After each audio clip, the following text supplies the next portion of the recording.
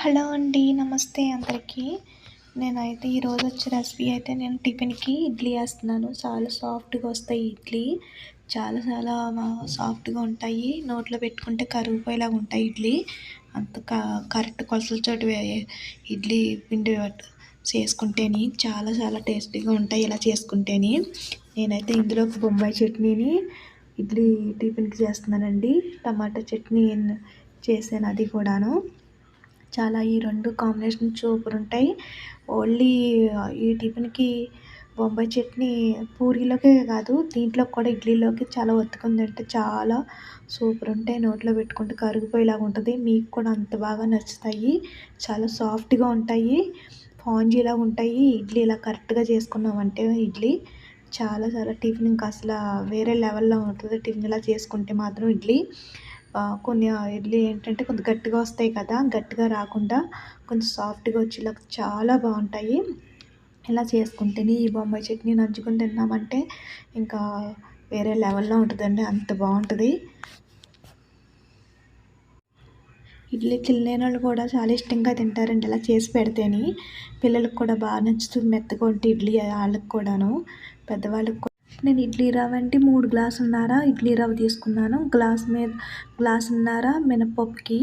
ఎందుకంటే ఇక మరీ ఎక్కువ రవ్వ వేసుకుంటే ఇడ్లీ గట్టిగా వచ్చేస్తాయి. అందుకని గ్లాసున్నర మినపప్పుకి తీసుకొని నేను 3 గంటలు నానబెట్టేసుకున్నాను. దాంట్లోనే సగ్గుబియ్యం వేసుకుంటే ఇంకా సాఫ్ట్‌గా వస్తాయి ఇడ్లీ రేకులకి అంటుకోకుండాను. నేను నానబెట్టుకున్న సగ్గుబియ్యం, మినపప్పు కలిపి వేసేసుకోవాలండి ఇవన్నీని. బాగా మెత్తగా సాఫ్ట్‌గా అయిపోవాలి మినపప్పు. మధ్యలో కొంచెం వాటర్ వేసుకుంటా ఉండాలి. నేను ఇడ్లీ రవ్వ నానబెట్టేసుకున్నాను కదా! ఇడ్లీ రవ్వ మినపప్పు ఎప్పుడు నానబెట్టుకుంటామో ఇడ్లీ రవ్వ కూడా అప్పుడే నానబెట్టేసుకోవాలి.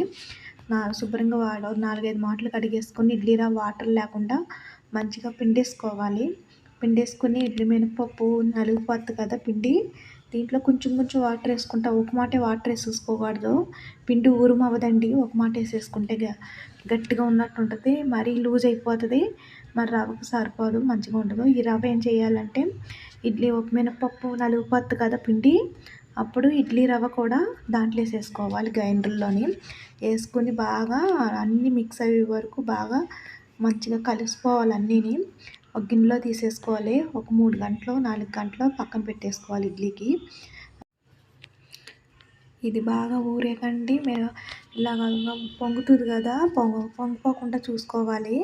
కొంచెం ఎక్కువ పిండి అవుతే పక్కన ఇంకో గిన్నెలో తీసి పక్కన పెట్టేసుకోవాలి. నాకు కొంచెం ఎక్కువ అయింది కదా, సపరేట్గా సగం మనం ఇడ్లీ ఎంత వేసుకుంటామో అంతా తీసుకొని మిగతాది ఫ్రిడ్జ్లో పెట్టేసుకోవచ్చు మొన్నటికి. పిండి సాల్ట్ వేసేసుకొని నేను కలిపేసుకుంటున్నాను. ఇలాగ ఉండాలండి ఇడ్లీకి. చూసారు కదా కలుపుతూ ఎంత మంచిగా కనపడుతుందో పిండి కూడాను. కొద్ది రేకులకి అంటుకోకుండా ఇడ్లీ కొద్దిగా ఆయిల్ కూడా ఇలాగ రాయాలండి కూర్చోటి. దాంట్లో పిండి ఎంత పడుతుందంట రేకులకి నేనైతే ఒక్కొక్క స్పూను నాకు పడుతుంది కరెక్ట్గాను. ఆ స్పూన్ తోటి 3 రేకులు వేసుకుంటున్నానండి నాకు సరిపోనంతాను. మిగతా పిండి మిగిలితే ఫ్రిడ్జ్లో పెట్టేసుకోవచ్చు మనం. మామూలు లేదు దిబ్బరొట్టని, ఊతప్పమని, పునుకులన్నా వాటి అన్నీ వేసుకోవచ్చు బోర్ కొట్టినప్పుడు మనకి. అవి పిల్లలకి అది వేసి పెట్టచ్చు ఏమంటాం ఇడ్లీ పిండి. ఈ ఇడ్లీ ఇలాగా చాలా కరెక్ట్గా అవి ఉన్న కన్నల్లా ఉన్నాయి కదా హోల్స్ అండి, ఆ హోలు ఇడ్లీ మీద పడాలి. ఎందుకంటే ఇడ్లీ మీద పడకుండా ఉన్న పక్కన పెట్టేసామంటే ఆ హోల్ సమానంగా పెట్టామంటే వాటర్ దాని మీద పడిపోయి గ్లాసున్నర వాటర్ వేసుకోవాలి. కొంచెం మసిలాక మీద మూత వేసేసుకుని పెట్టేసుకోవాలండి.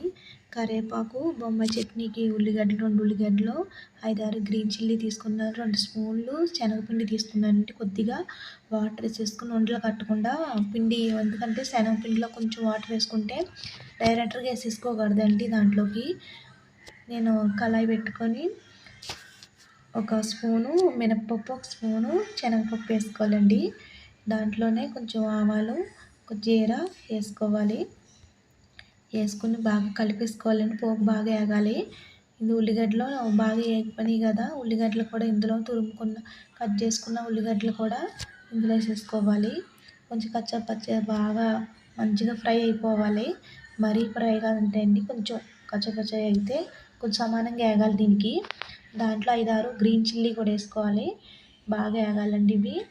ఎంత బాగా వేగితే అంత కర్రీ అయితే బాగా వస్తుంది, పూరీ కర్రీ. పూరీలోకి కూడా చాలా బాగుంటుంది. మెయిన్ పూరీకే కదండి, ఇడ్లీకి కూడా చాలా బాగుంటుంది. దీంట్లో స్పూను పసుపు కూడా వేసుకోవాలి. అన్నీ కలిసిపోయేలాగా బాగా వేయించుకోవాలండి ఇవి. సిమ్లో పెట్టి ఆగనివ్వాలి. మరీ మాడిపోయినట్టు కాకుండా సిమ్లో పెడితే మాడకుండా సమానంగా వేగుతాయండి ఇవి. దీంట్లో కొంచెం సాల్ట్ కూడా రుచి సరిపడా సాల్ట్ కూడా వేసేసుకోవాలి. దీంట్లో ఇడ్లీ ఉడికినాయో లేవో ఇడ్లీ చూసుకుంటున్నానండి. చేతికి చూసారు కదా, అలా అంటుకోకూడదు. అంటుకోకుండా ఉంటేనే ఇడ్లీ కరెక్ట్గా ఉడికిపోయినట్టు. మనకి దాంట్లో ఒక 2 రెబ్బలు కరివేపాకు వేసుకోవాలండి. ఇడ్లీ అయితే అయిపోయింది నాకైతేని. ఇడ్లీ పక్కన పెట్టేసుకుంటున్నాను. ఎప్పుడు మూత తీసేసి పెట్టేసుకోకూడదు. కొంచెం మూత వేసుకుని పక్కన పెట్టేసుకోవాలి ఒక 10 నిమిషాలు ఇడ్లీకి. ఇవి బాగా వేగిపోనివ్వాలండి దీంట్లోకి. దీంట్లో సరిపోయినంత వాటర్ మనకి ఎంత కావాలంటే అంత వాటర్ వేసుకోవచ్చు. పలుచగా కావాలంటే పలుచగా కర్రీ చేసుకోవచ్చు, పూరీ కర్రీ. కొంచెం గట్టిగా కావాలంటే గట్టిగా కూడా చేసుకోవచ్చు. అలా కూడా బాగానే ఉంటుంది. మరీ పలుచగా చేసేసుకోకూడదు. ఒక సమానంగా మంచిగా ఒత్తుకుండేలాగా మనకి కొంచెం మంచిగా ఉండి నీళ్ళు మసిలిపోయింది కదండి. నేను శనగపిండి కలుపుకున్నాను, బేసన్ పిండి. అది దీంట్లో వేసేసుకోవాలి. ఉండలు కట్టేస్తే ఒక మాట వేసేసుకున్నామంటే కలుపుకుంటా స్లోగా వేసుకుంటా గరిటెతోటి బాగా తిప్పుకుంటూ ఉండాలండి. ఉండలు కట్టేస్తుంది. ఉండలు కట్టేసామంటే కర్రీ అంతా వేస్ట్ అయిపోతుంది, ఖరాబ్ అయిపోతుంది కూడాను. మంచిగా దగ్గరుండి చాలా ఓపికగా చేసుకోవాలి పూరీ కర్రీ. అది ఎలా పడితే అలా వదిలేయకూడదు. నాకైతే పూరీ కర్రీ దగ్గర పడ్డది. సిమ్లో పెట్టి ఉడకనివ్వాలి. ఇడ్లీ అయితే అయిపోయింది కదా. ఇలాగా ఇడ్లీ నేను హాట్ బాక్స్లో తీసేసుకోవాలి. మనం హాట్ బాక్స్లో తీసేసుకున్నామంటే కొద్దిగా వేడిగా ఉంటాయి తిన్నప్పటికి మనకి. ఇడ్లీ చూసారు కదా ఎంత వైట్గా ఎంత బాగా కనపడుతున్నాయి, చూసారు కదండి ఎంత బాగా వచ్చినాయి ఇడ్లీలు. అసలు రేకు కూడా అంటుకోకుండా అలా ఉంటాయి. ఎంత వైట్గా ఎంత బాగున్నాయి చూసారు కదా. ఎంత ఎలా అంటే కరిగిపోయేలా ఉంటాయండి. అంత చాలా టేస్టీగా ఉంటాయి ఇలా చేసుకుంటే, సగ్గుబియ్యం వేసి చేసుకుంటేని. చాలామంది వేసుకుంటారో లేదో నాకు తెలియదు కదండి. నాకైతే సగ్గుబియ్యం వేసుకుంటాం అలవాటు చేసుకున్నాను నేను ఇడ్లీకి. కర్రీ అయితే దగ్గర పడిపోయింది. ఒక గిన్నెలో తీసేసుకుంటున్నానండి నేను టిఫిన్కి. గిన్నెలో తీసేసుకొని ఇడ్లీ కూడా ఒక ప్లేట్లో తీసేసుకోవాలి. కర్రీ అయితే చాలా బాగా కుదిరింది నాకైతేని. మీకు కూడా నచ్చుతుంది ఇలా చేసుకుంటేనండి కర్రీ. తప్పకుండా మీరు కూడా ఇలా ట్రై చేయండి. చాలా చాలా బాగా నచ్చుతుంది మీకైతేని. నాకు పిల్లలకన్నా పెద్దోళ్ళకన్నా ఇలా చేసి పెడితే బాగుంది. ఇలా ఉండి కొద్దిగా మెత్తగా ఉండి ఇడ్లీ కొద్దిగా కొంతమందికి కొంచెం గట్టిగా వస్తే అలా కాకుండా ఇలా కరెక్ట్ కొలతలతో చేసుకుంటే ఇడ్లీ చాలా టేస్టీగా ఉంటుంది, చాలా బాగుంటుంది తింటాక కూడా. చూసారు కదా ఇలా ఒత్తుకుంటే ఇడ్లీకి ఎంత బాగుందో. శనగపిండి కర్రీ చాలా చాలా బాగుంటుందండి. నేను టమాటా చట్నీ కూడా చేశాను ఇడ్లీలోకి. అది వేరే వీడియో పెట్టాను, దాంట్లో చూడండి లింకు. చాలా బాగుంటాయి ఇడ్లీ. తప్పకుండా మీరు ట్రై చేయండి. మీ ఫ్రెండ్స్ వాళ్ళకి షేర్ చేయండి. వీడియో నచ్చితేని లైక్ చేయండి ఫ్రెండ్స్. అసలు చూస్తా లేదు కూడా లైక్ చేస్తలేదు ఫ్రెండ్స్. ఒక బ్రో అయితే ఎందుకో కానీ చెత్తమంటకానా అని తిట్టాడు ఫ్రెండ్స్. నేనైతే కొంచెం ఫీల్ అవ్వాను. మళ్ళీ పట్టించుకోకూడదు, అవన్నీ పట్టించుకుంటే మనం ముందుకెళ్ళలేం కదా ఫ్రెండ్స్. నేను అందుకని అవన్నీ పట్టించుకోకూడదు. నాకు కూడా ఇంట్లో బోలు వరకు ఉంటుంది.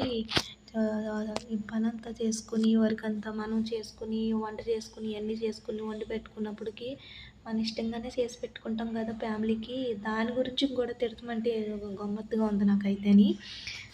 కాస్త తిట్టుకుంటే తిట్టుకొని అవన్నీ పట్టించుకోను బ్రో నేనైతేని.